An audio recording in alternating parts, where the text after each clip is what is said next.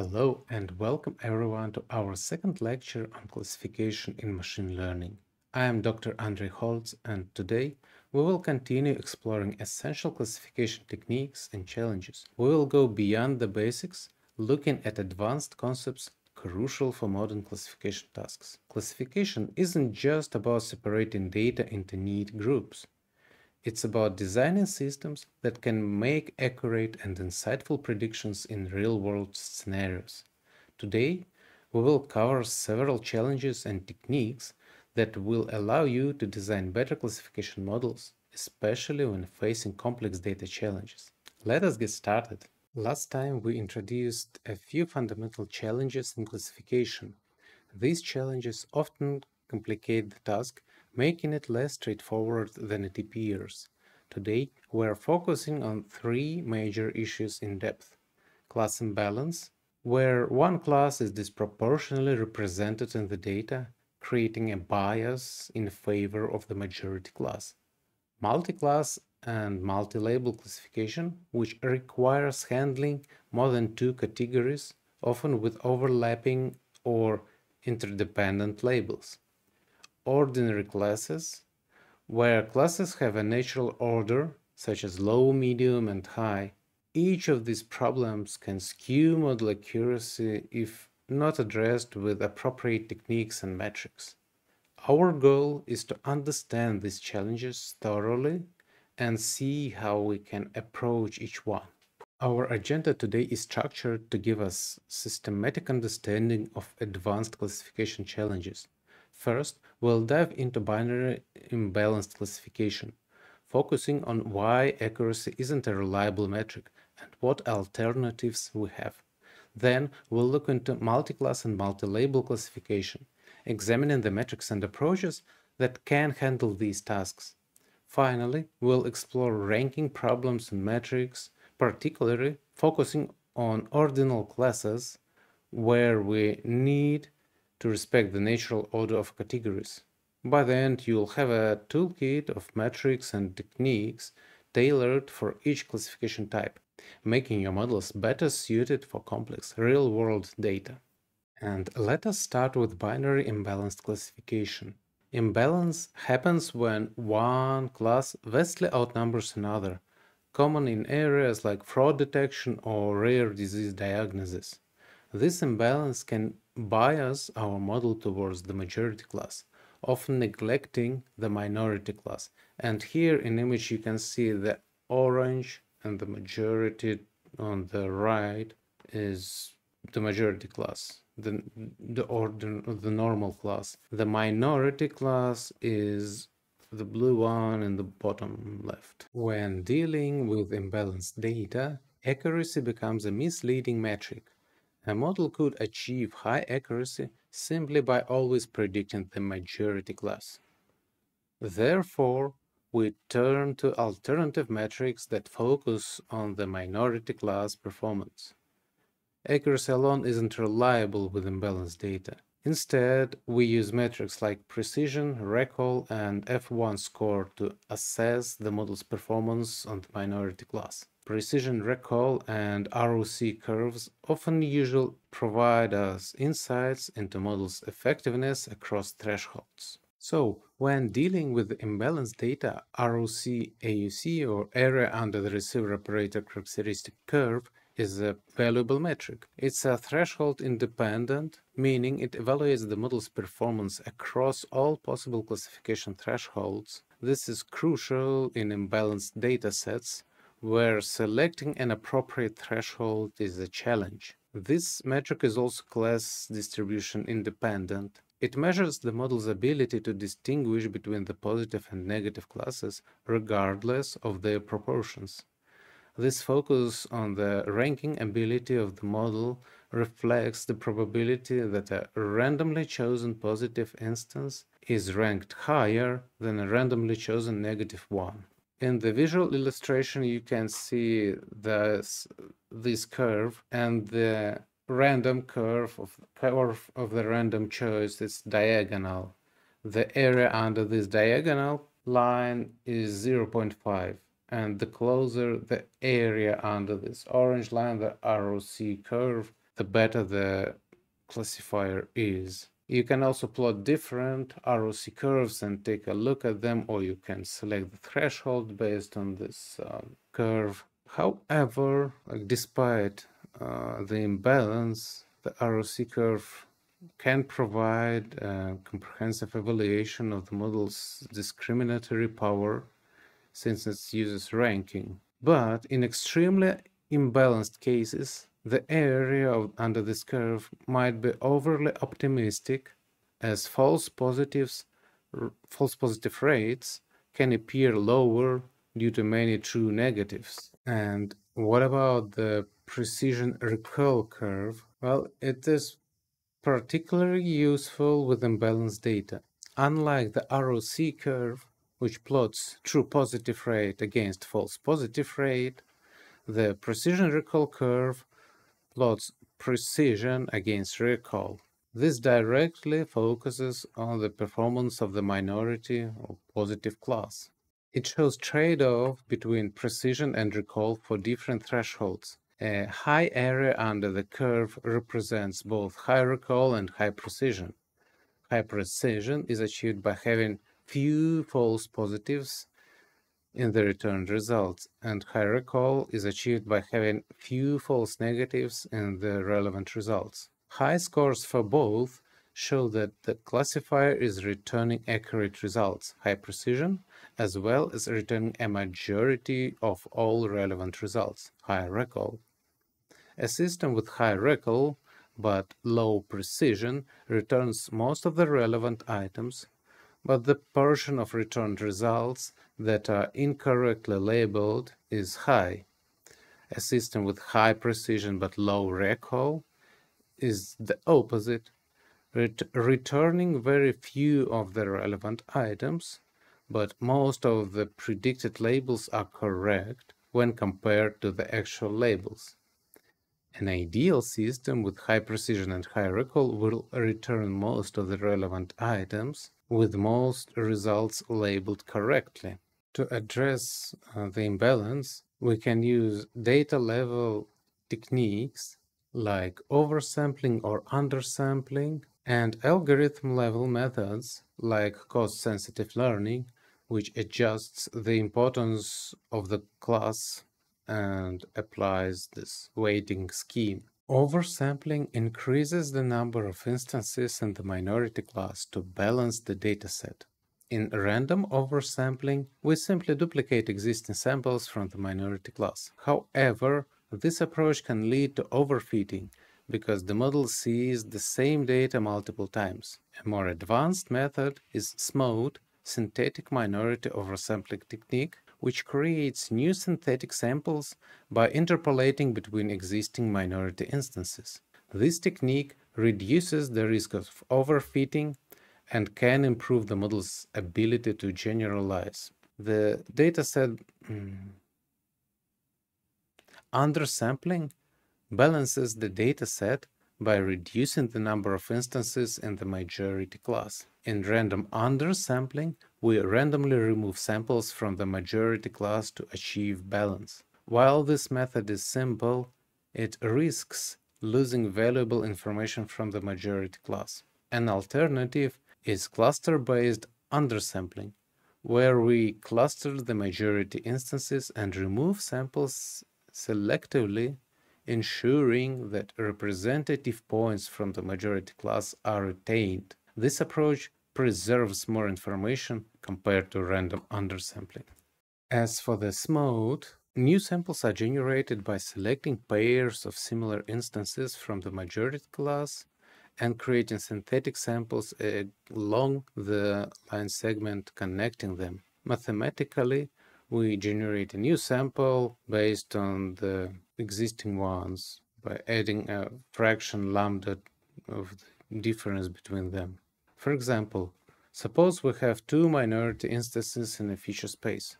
By interpolating between them, we create new synthetic point that adds diversity to the minority class, helping the model generalize better. I should warn you that sometimes it is a really tricky way, and if you really care about the data being real, like in fraud detection, that might be a tricky way. So keep in mind that you should really know what happens with your data. When deciding between over and under sampling, consider the characteristics of your dataset and model. Use oversampling when your dataset is small and the model needs more exposure to the minority class. This helps improve performance on the minority class, but can lead to overfitting, especially with random oversampling. Use undersampling if you have a large dataset, as removing a portion of the majority class may not significantly affect generalization. Undersampling can help reduce training time and complexity, though it risks underfitting by discarding potentially useful information. It is essential to consider the dataset size and model. Cost-sensitive learning is widely used in applications where misclassification costs vary significantly between classes. For instance, fraud detection. Missing a fraudulent transaction, false negative, is much costlier than mistakenly flagging a legitimate transaction as fraud. Cost-sensitive learning can apply higher weights to the minority fraudulent class. Medical diagnosis. In diagnostics, false negatives can have severe consequences. Cost-sensitive learning ensures the model focuses more on identifying positive cases by increasing the cost of false negatives. Loan approval. In financial settings, granting loans to high-risk clients, false positive, can be more costly than rejecting low-risk clients. Cost-sensitive models help by adjusting the cost associated with misclassifications. If left unaddressed, our models can become biased towards the majority class, leading to poor performance on the minority class. And that's how the models become biased. So how can we deal with this issue? Let's go one by one. So as for the k nearest neighborhoods, it can be biased towards the majority class, and the solution is to use weighted KNN.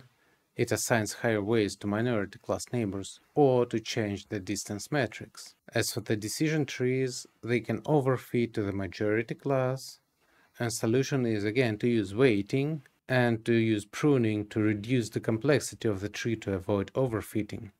For logistic regression, it can be biased towards the majority class again, and the solution is to use class weights, is just to adjust the loss function to penalize of misclassification of minority class, and threshold tuning, so lower the classification threshold to increase sensitivity to the minority class. As for the naive bias can be sensitive to rare events in the minority class, and the solution is to adjust prior probabilities to assign higher probabilities to the minority class to account for its underrepresentation. As for the support vector machines, again, they are biased towards the majority class, and the solution is to use class weights or use one class SVM. Treat the minority class as anomalies and train model to detect them.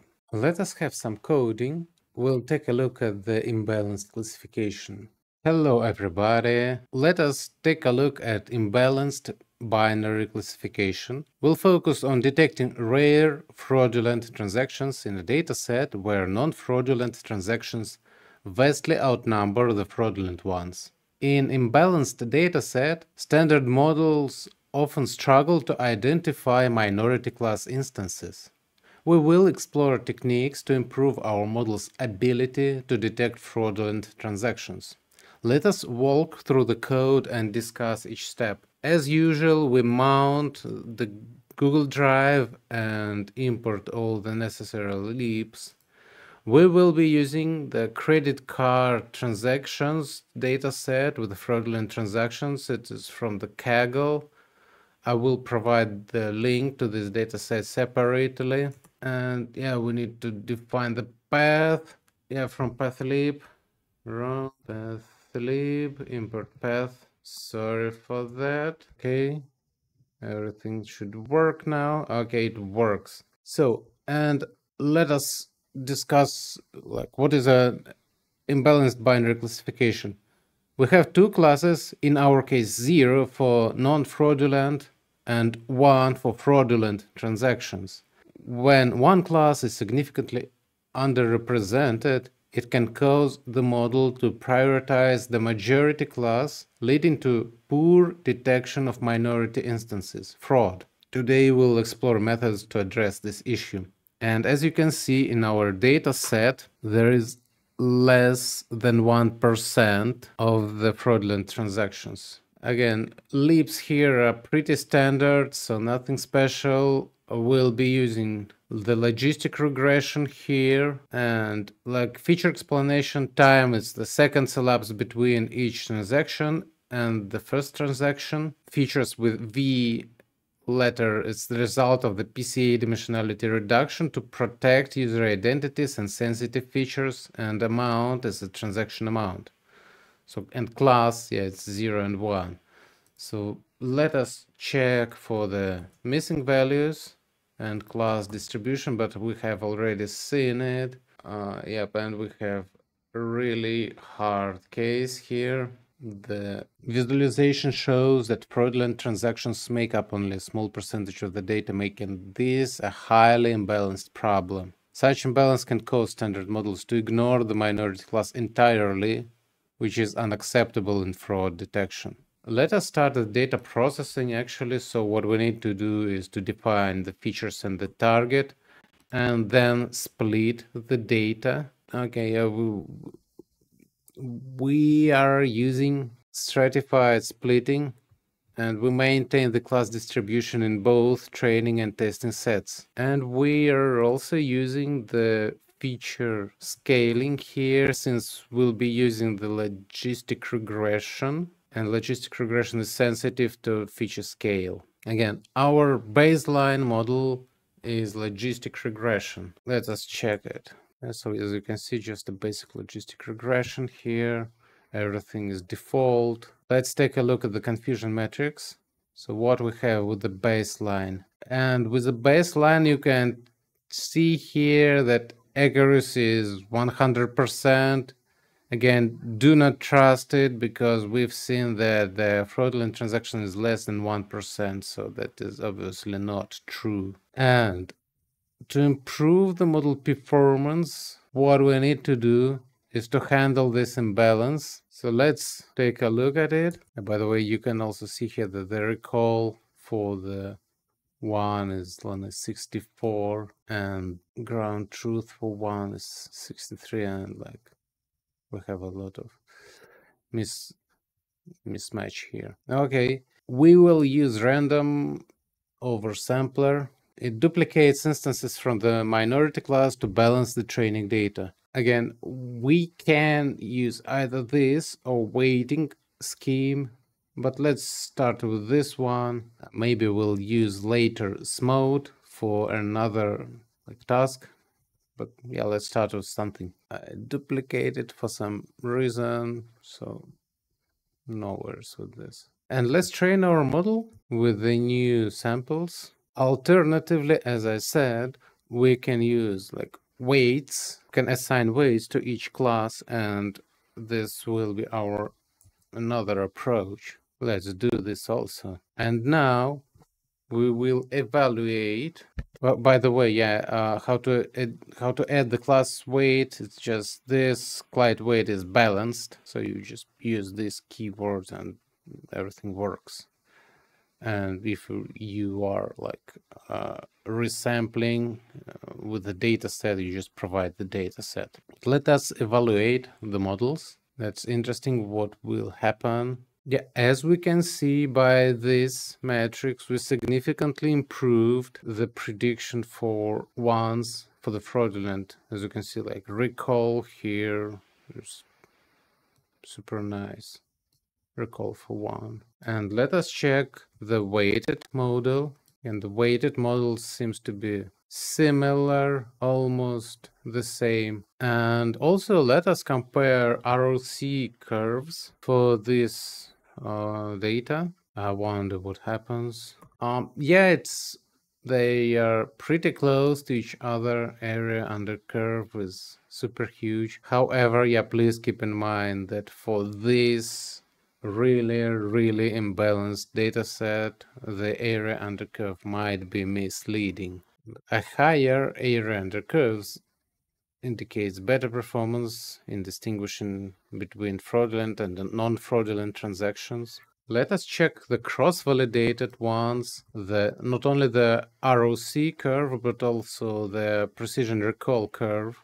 That is also interesting what we can get there. Okay, let's wait a little bit for the ROC curve. Yep, and let us run the precision recall. What we are more interested in is a precision recall actually, and the average precision. Since fraud detection is a rare event, precision recall curves are especially useful.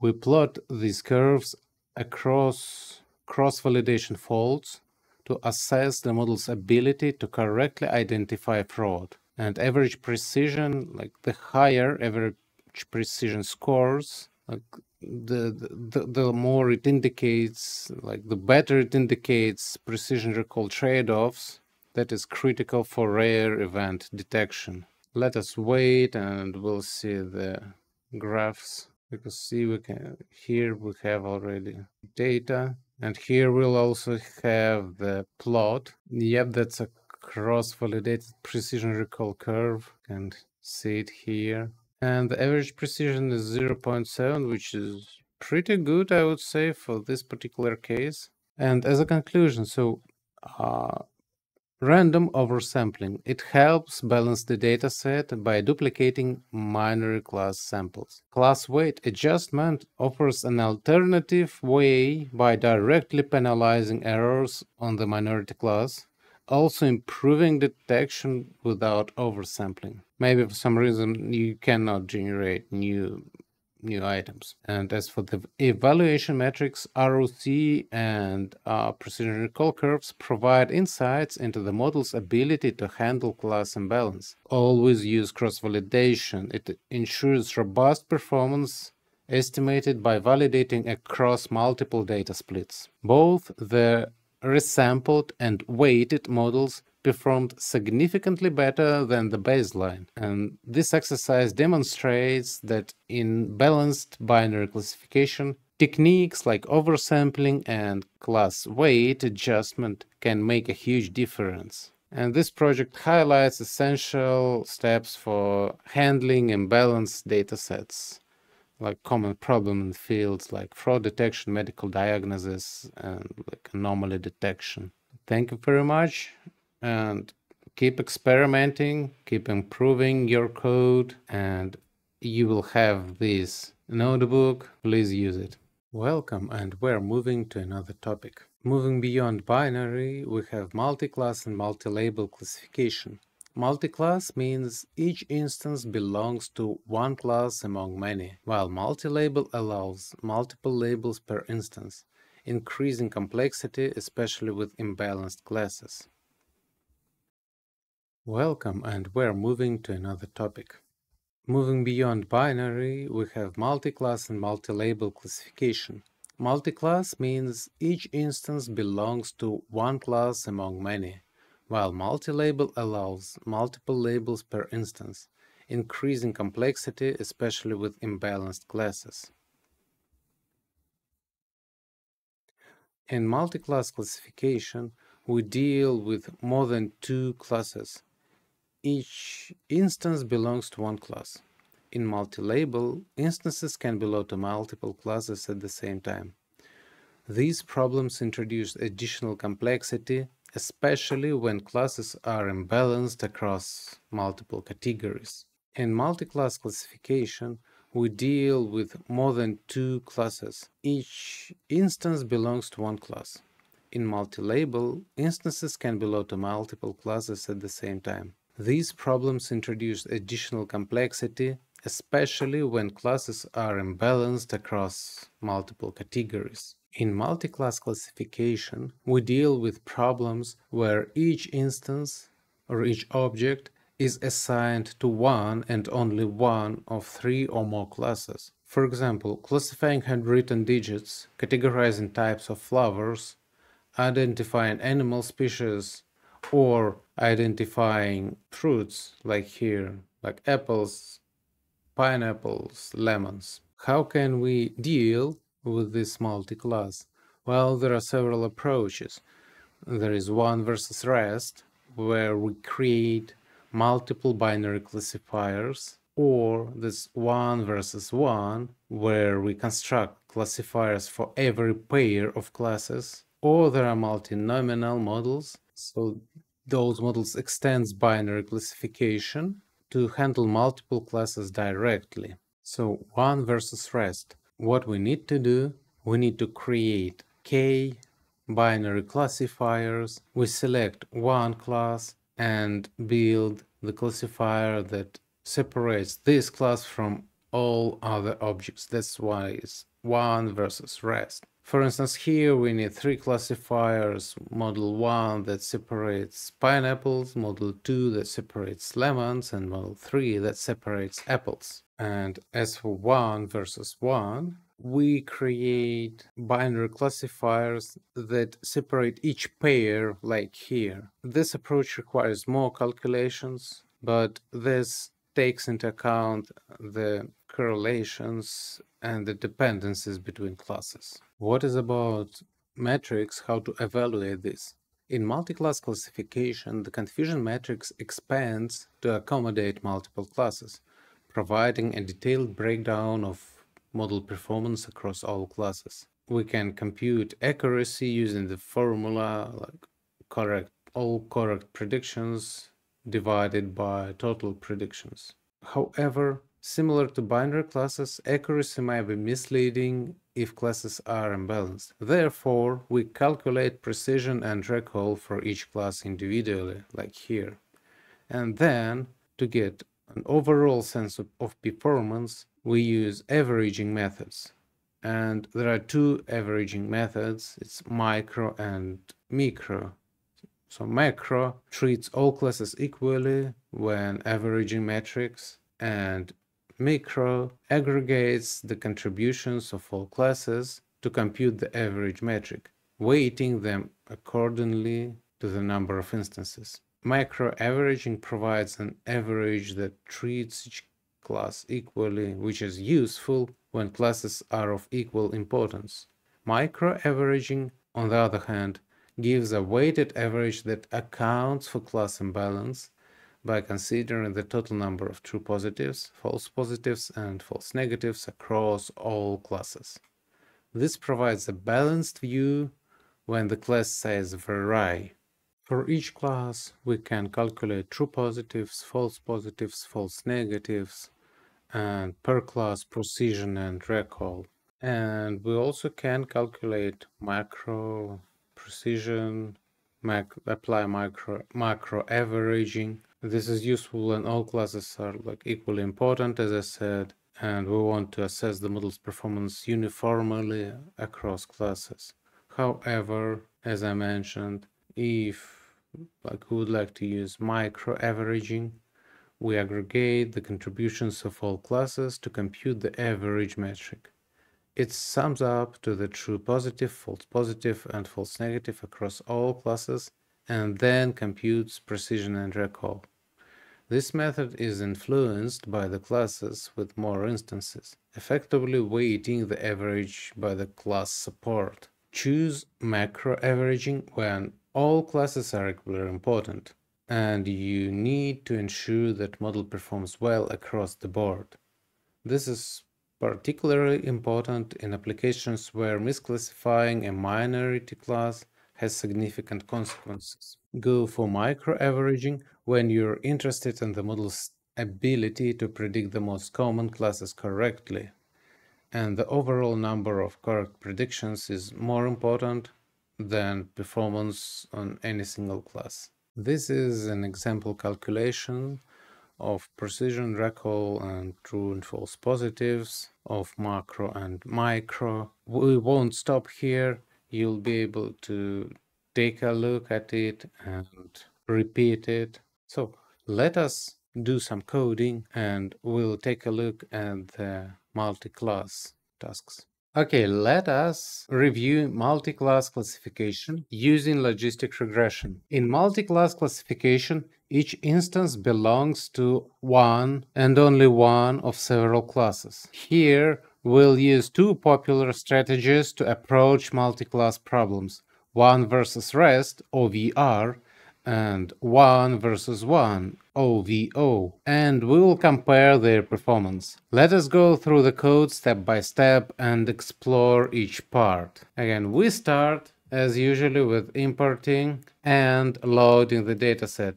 We will use the wine quality dataset, which has a target variable representing the wine quality scores from 3 to 8. The task becomes challenging when classes are imbalanced, as some may have far fewer samples than others. Let's take a look at our dataset displayed. We have the data. Let us check the distribution. And yeah, no missing values. We won't need to deal with them, and let us see the proportion of target variable.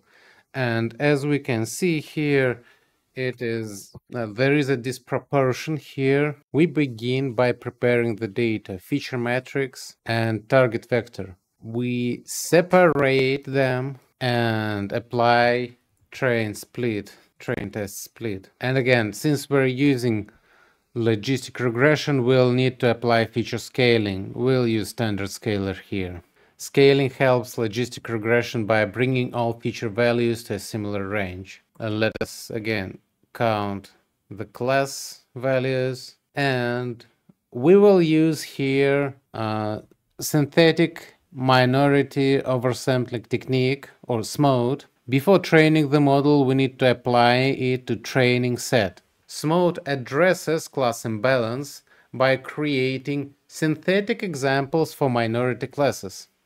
After applying SMOTE, each class has the same number of samples, which helps prevent the model from being biased towards the majority classes. By balancing the dataset, we aim to improve the model performance across all classes. Let us apply the SMOTE. As you can see, now we have the same amount of data. So we will implement both one versus rest and one versus one strategies using logistic regression. One versus rest, just to refresh your knowledge, we train one classifier per class. Each classifier is trained to distinguish one class from all others. This approach is efficient and works well when there are many classes. One versus one, we train a classifier for each pair of classes. Although this approach requires more classifiers, it can sometimes provide better performance, especially for complex class relationships. However, with many classes, it is computationally more demanding. Okay, we have our logistic regression, one versus rest, and the predictions, and one versus one, and the predictions of one versus one. And now we'll need to evaluate our model. And to evaluate each model's performance with several metrics. Confusion matrix shows true versus predicted classes for each strategy. It provides insights into where the model is making correct or incorrect predictions. And classification report, it provides precision recall F1 score for each class, helping us understand model's performance. And F1 score per class, it helps us to get the intuition what is going on. F1 score is a balance of precision and recall, and we will use macro averaging, which treats all classes equally. So let's take a look here. The confusion matrix and another confusion matrix, and they look similar here. Let's take a look at the classification report, macro average. As we can see, for some classes, like the F score is super low.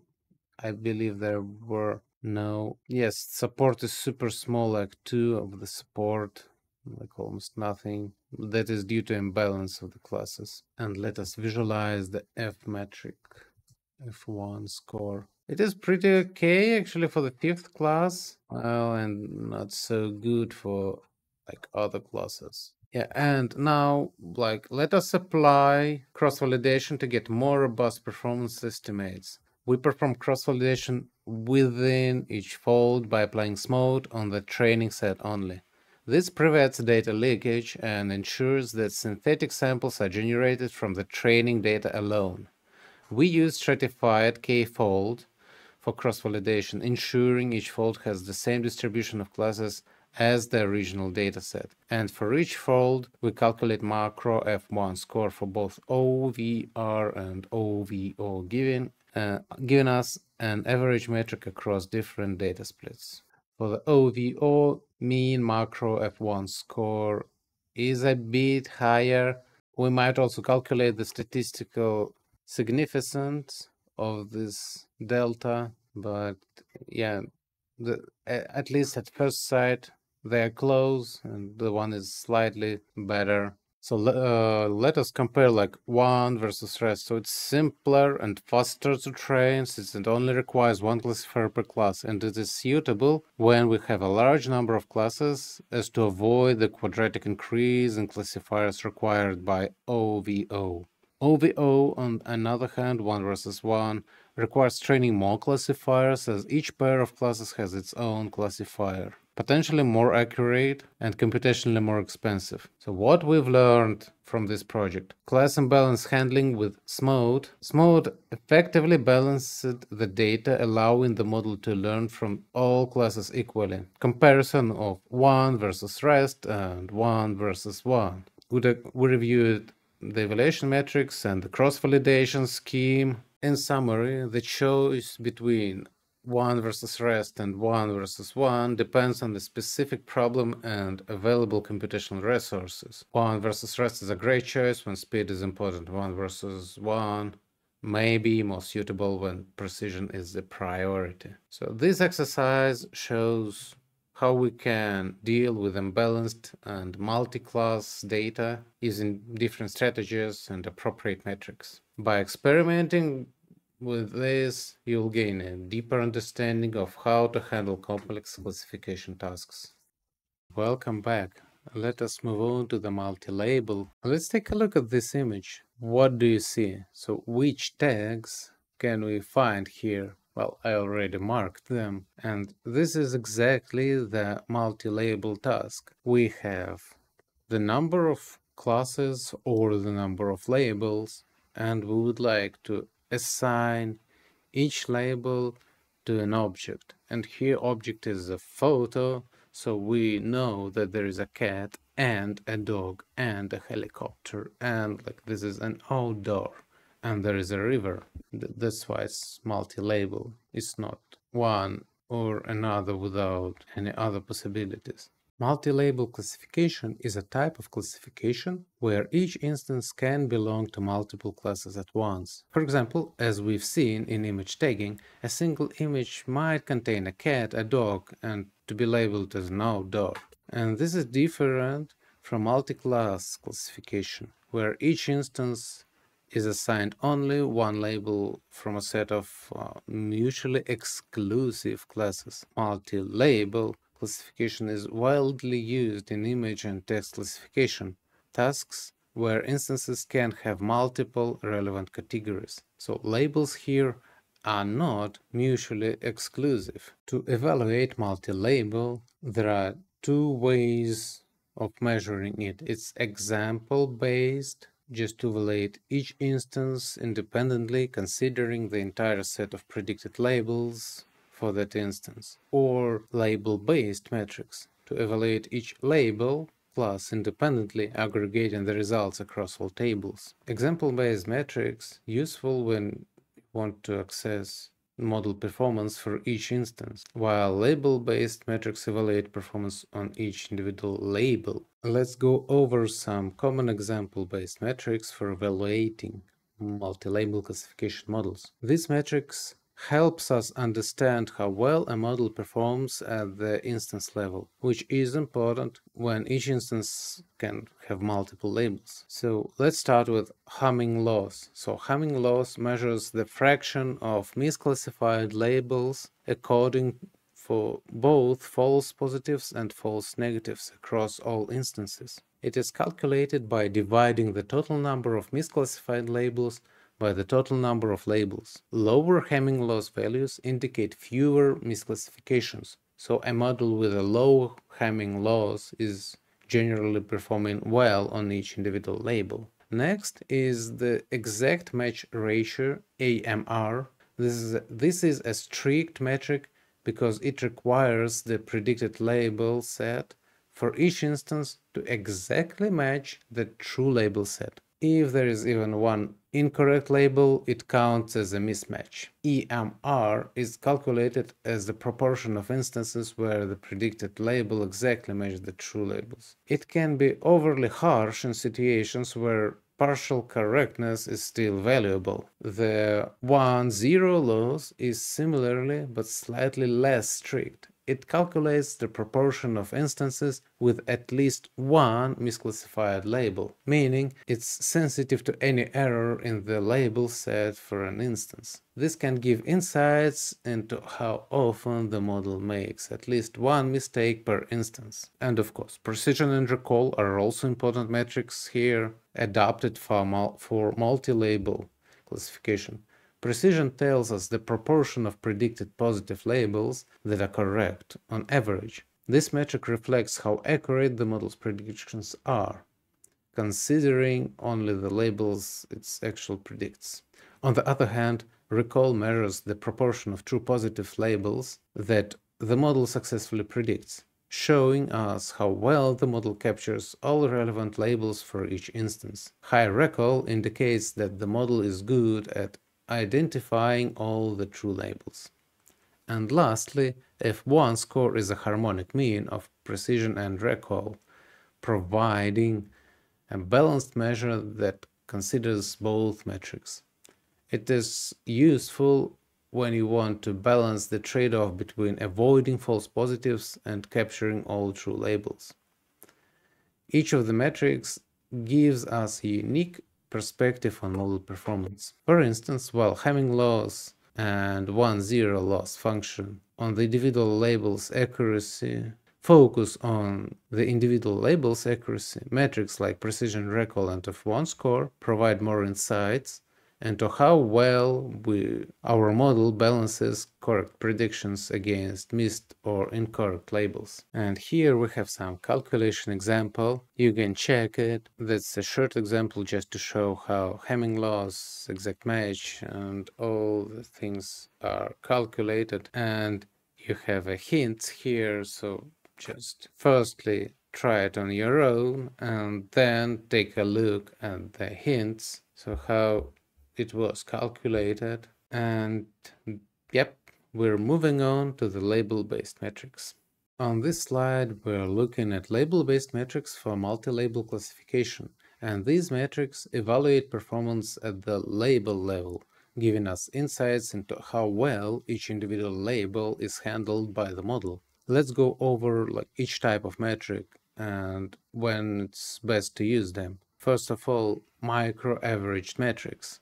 These metrics are weighted by a label frequency, meaning they focus more on the labels that appear frequently in the data. By averaging results across all labels before calculating precision recall or F1 score, micro-averaged metrics give a single balanced view of the model's performance across all labels. This is particularly useful in the situation where there is an imbalance in class distributions, and we want to measure overall effectiveness, not just individual labels. Next, we have macro-average metrics. Unlike macro metrics treat each label equally by calculating the metric for each label independently and then averaging them. This approach doesn't consider label frequency, which means it can overemphasize the performance on rare labels if they are not predicted well. Micro-averaged metrics are best when all labels are equally important, regardless of how often they appear in the data. This provides a fair assessment across all labels, but may not be ideal for imbalanced dataset. And finally, we have Label Ranking Average Precision, or LRAP, and it's a specialized metric that focuses on the ranking of labels. It measures how well the model ranks relevant labels higher than irrelevant ones, making it especially valuable for recommendation system, tagging applications, or any system where the order of predicted labels matters. For instance, in tagging system, we would want the most relevant apps to appear at the top, and this tool gives us insight into how well the model achieves this ranking goal. In summary, each of the label-based metrics has its strengths depending on the importance of label frequency, uniform label importance, or ranking. Choosing the metric can help align the evaluation with the specific needs of your application. And those are formulas, but we won't stop it here, so you will be able to take a look at them and to deal with them, to investigate a little bit. I will briefly mention the LRAP. So, high value of this metric indicates that the model consistently ranks relevant labels higher than irrelevant, meaning the model is effective at identifying and prioritizing the true labels for each instance.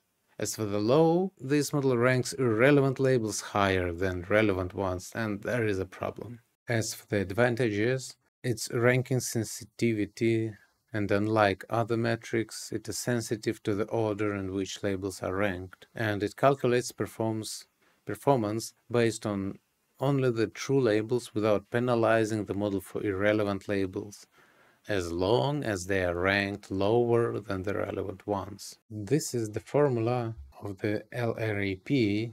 In summary, I would like to add that this is a valuable metric when ranking quality is crucial or when there is an ordinal. It ensures that relevant labels are prioritized, which is essential in applications where the order of prediction matters. Okay, and what about the models for multi-label classification? The first category of models includes problem transformation methods. Binary relevance, for example, treats each label independently, which is simple but overlooks label relationship. Classifier chains can capture dependencies by linking predictions in sequence, though they can be sensitive to label order. Finally, label power set models the unique combinations of labels, making it effective at capturing dependencies, but difficult to scale with many labels.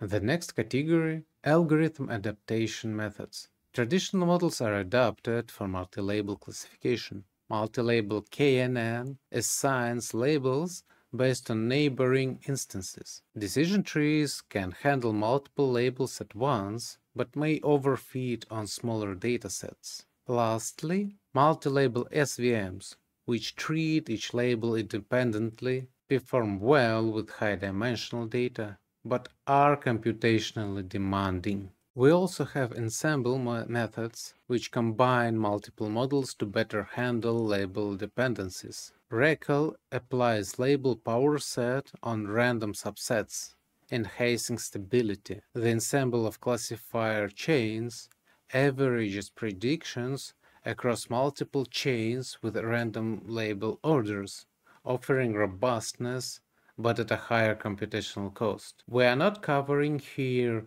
deep learning approaches, but from the deep learning perspective, it is also possible to solve such tasks. Let us have some demo. We'll take a look at the multi-label.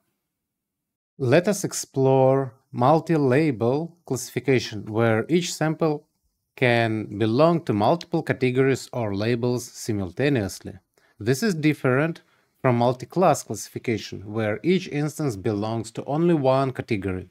A good example of multi-label classification is a movie genre classifier, where a single movie could be both comedy and action simultaneously. In this notebook, we will build a logistic regression model using one versus rest strategy and evaluate its performance with a specialized metric. Let us go through the code step by step. In multi-label classification, each instance can have multiple fields. For example, in text classification, a document could be labeled both politics and economy. In our case, we'll build a model that assigns multiple labels to each sample based on its feature. We imported the libs required. Since multi-label datasets are hard to find and load, we will use scikit-learn's make multi-label classification to generate a synthetic dataset suitable for this task and for the educational purposes. Okay, let us explore the dataset. And yeah, we have like 5 labels here. And let us check the distribution. While real-world datasets might have label imbalances, for this synthetic example, the aim for relatively even distribution, we'll just use what it is. So yeah, let us plot the distribution.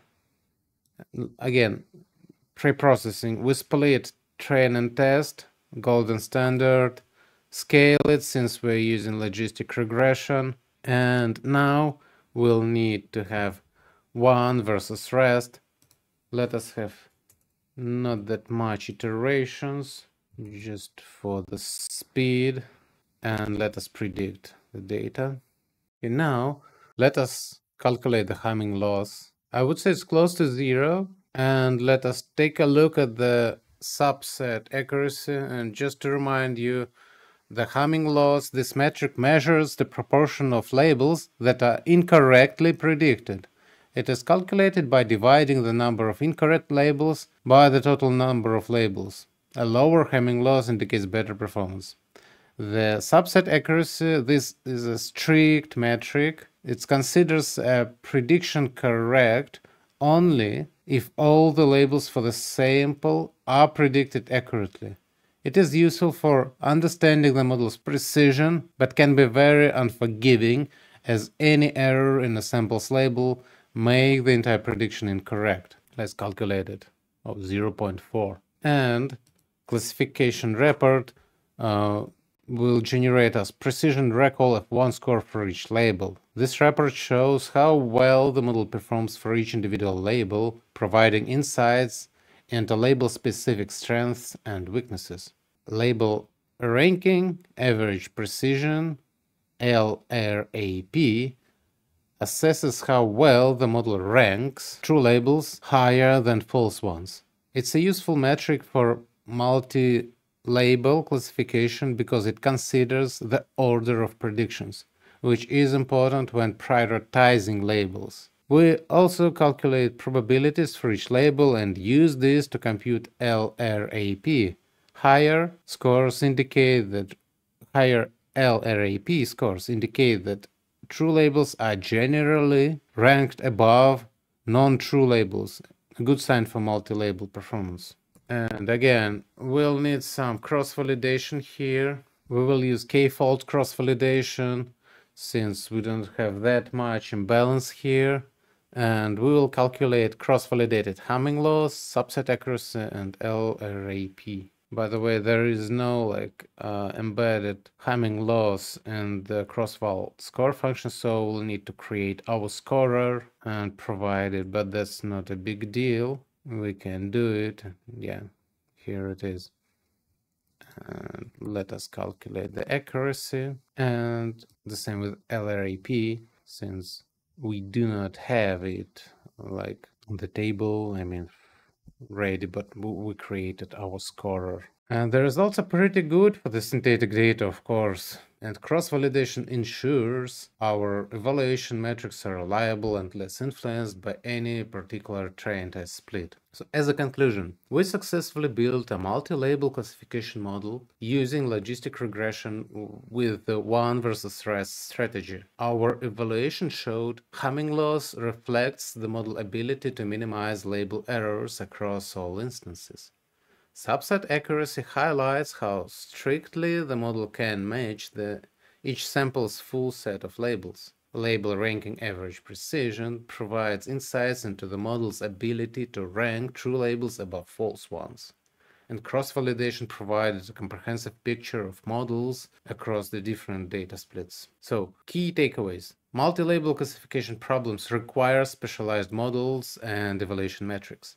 Using logistic regression with one versus rest works well in multi-label context, and metrics like Hamming loss, subset accuracy, and LRAP capture different aspects of multi-label performance, helping us better understand how well the model generalizes. And this project demonstrated building of this multi-label model and choosing appropriate evaluation metrics.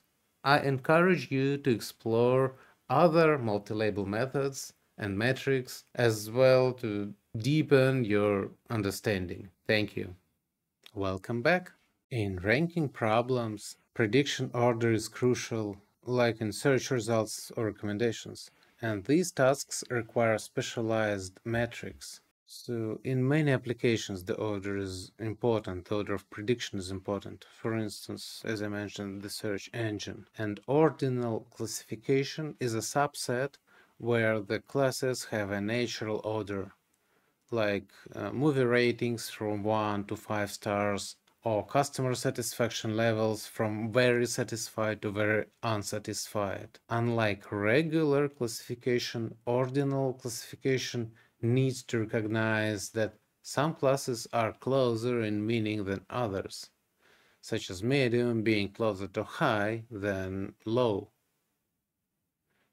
In these cases, we need metrics and techniques that respect this order. And we can actually use mean absolute error or quadratic weighted kappa, which penalize larger classification errors more heavily. Evaluating ordinal classification models require metrics that respect the order of nature of classes. Mean absolute error and mean squared error are commonly used, with MSE penalizing larger errors more heavily.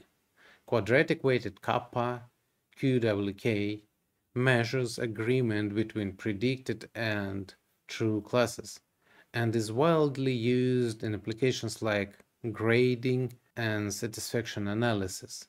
Lastly, Spearman's rank correlation evaluates how well the predicted ranks match the true order, focusing on rank consistency rather than exact values. When dealing with ordinal classification, we have several techniques to capture the ordered nature of classes. Ordinal logistic regression is a popular method, extending logistic regression to account for class order. Threshold-based regression involves predicting a continuous score and then applying thresholds to assigned classes, which allows flexibility but requires careful tuning. Another approach is pairwise comparison, which evaluates class pairs to determine which is higher. This technique is computationally heavier, but can effectively capture complex dependencies among ordered classes. It's time for coding, and we'll take a look, or at least a helicopter view, on this ordinal classification.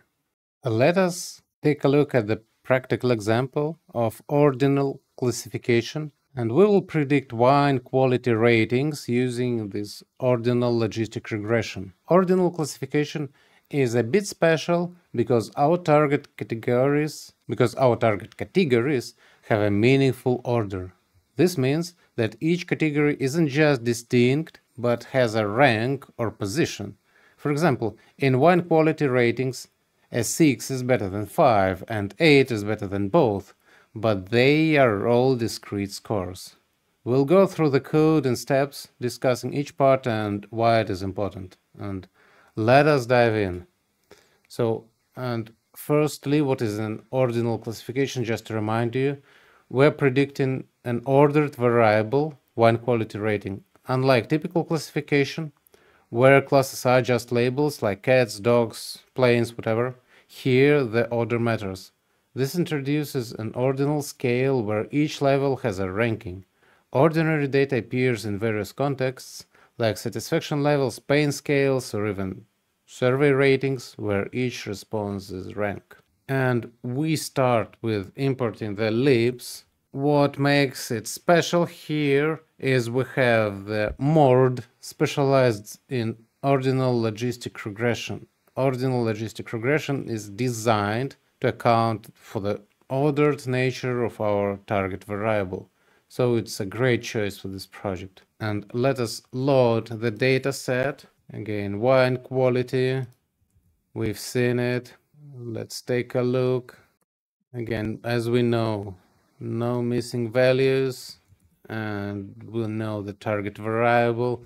So the target variable is a bit disproportional, I would say. So, yeah, so let us build it and let us take a look. Yep. So the quality ranges from 3 to 8, with the most wines rated between 5 and 6. Let's move to the data pre-processing. Again, we need to have feature matrix and target vector and split. Golden Classic will split it into train and test and scale. Since we're using logistic regression type of model, we need to scale the data. And again, we will use this ordinal logistic regression. Let us use it, let us train it, and let's have some predictions here. Yeah, by the way, we used stratified split, just to remind you, we used stratified split for train and test. And now, since like the model is trained and we have the predictions, to evaluate our model, there are several ways. The easiest one is to use mean absolute error. This metric tells us the average difference between predicted and actual ratings. A lower mean absolute error indicates the model's predictions are close to the actual ratings. Quadratic Weighted Kappa, or QWK, this metric measures the agreement between predicted and actual scores. It ranges from -1, complete disagreement, to 1, perfect agreement, penalizing larger errors more than smaller ones. Quadratic Weighted Kappa is particularly useful in ordinal classification since it respects the order of categories. And we can calculate it. Yeah, it's 0.5, so not great, not terrible. And let's have a confusion matrix. It shows how many times each actual rating was predicted by the model. Here we see that the predictions are mostly close to the actual values, showing that the model respects the order in the ratings. For instance, if the model predicts 5, where the true rating is 6, it's still good result because it's close to the correct value, indicating an understanding of the order. And finally, we'll look at the classification report. It provides class-specific metrics like precision recall of one score. Although these metrics are more suited for nominal classification, they still give us additional insights for each class. And that's briefly it. So just a conclusion and summary. We used Ordinal Logistic Regression to predict wine quality ratings, and the model achieves a relatively low mean average error and a decent QWK score, indicating good performance in ordered predictions. All metrics show that the model respects the ordinal structure of the target, making it suitable for predicting ordered categories. Key takeaways. Ordinal logistic regression is a powerful tool for tasks involving ordered categories. It is essential to use evaluation metrics that respect the ordinal nature of the data. We did it with QWK. Ensuring data quality and balanced class representation through pre-processing can significantly impact model performance. And this project illustrated the complete process of handling ordinal data, from understanding the problem to interpreting the results. I encourage you to try, adjust the model, to change something, to try something new, and to experiment. Keep experimenting with different datasets and models to expand your machine learning experience. And thank you. Hello and welcome.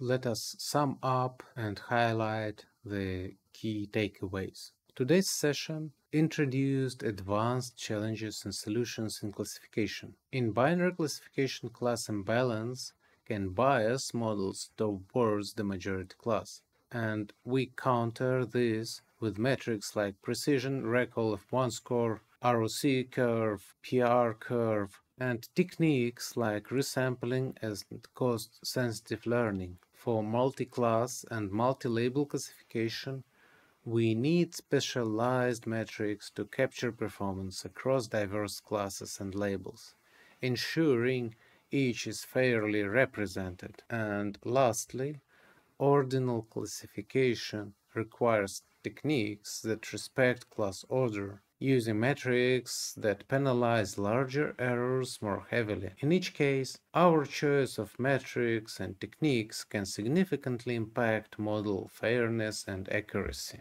Thank you for joining me in this deeper exploration of classification. Remember, every dataset brings its unique challenges, and a thoughtful approach to metrics and model design will make all the difference.